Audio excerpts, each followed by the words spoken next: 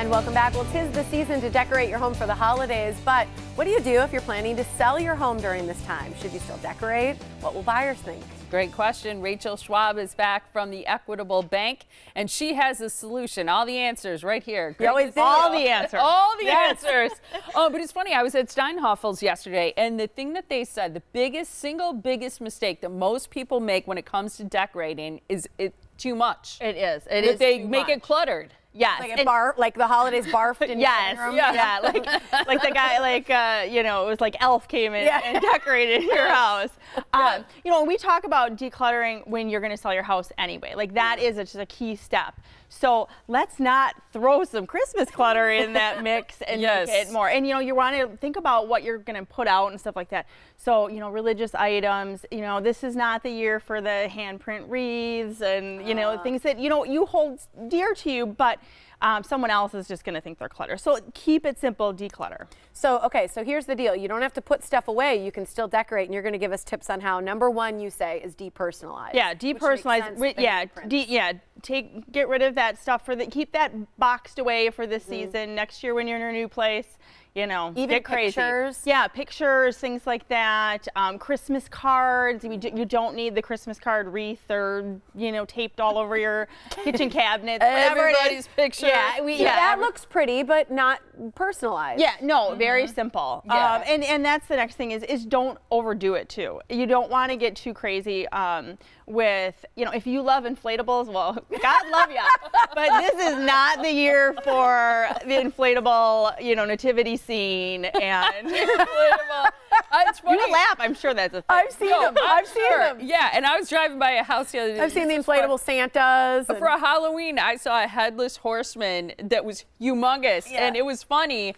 But it's like, I get why you got to keep it. Yeah, this is just not the year for that.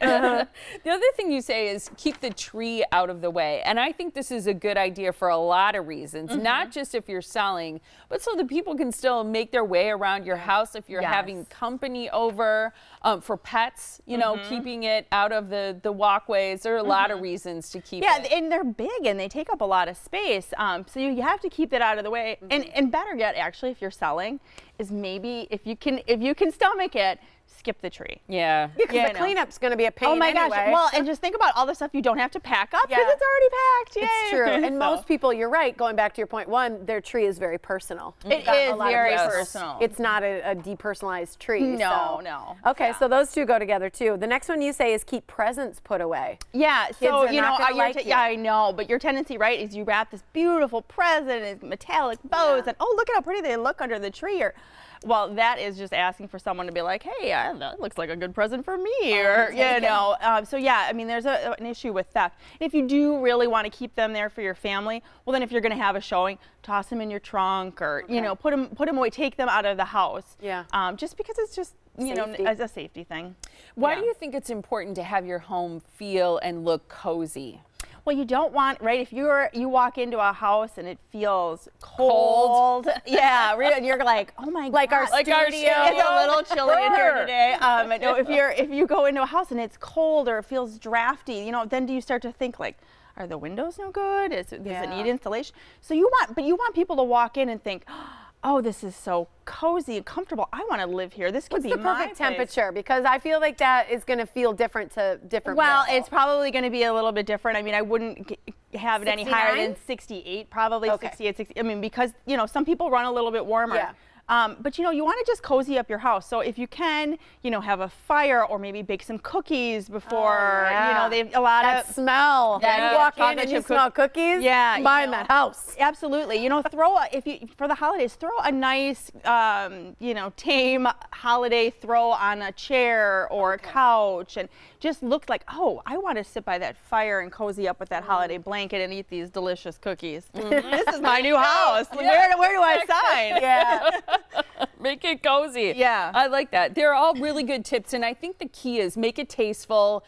Don't have too much. Right. And really when it comes to selling, you don't want a lot of personal things there. Yeah. You want to keep that really to a minimum or not at all. Yeah, you're talking just some simple wreaths, maybe a nice garland over a mantle. Just and try and keep your color scheme if you can. to fit with your house so it's not a big clashing thing. Again, you're trying to show the attributes of your house, not your holiday decorating skills. I like that. You want your move and your holidays to be stress-free. For that, here's what you do. You contact the Equitable Bank at 414-777-4411, theequitablebank.com. You guys can work with home financing for the holiday season with a bank loan officer and do all that so you can get your new home or sell your home as well. Thanks so much for being here, Rachel. Thanks for having me. Thanks so much.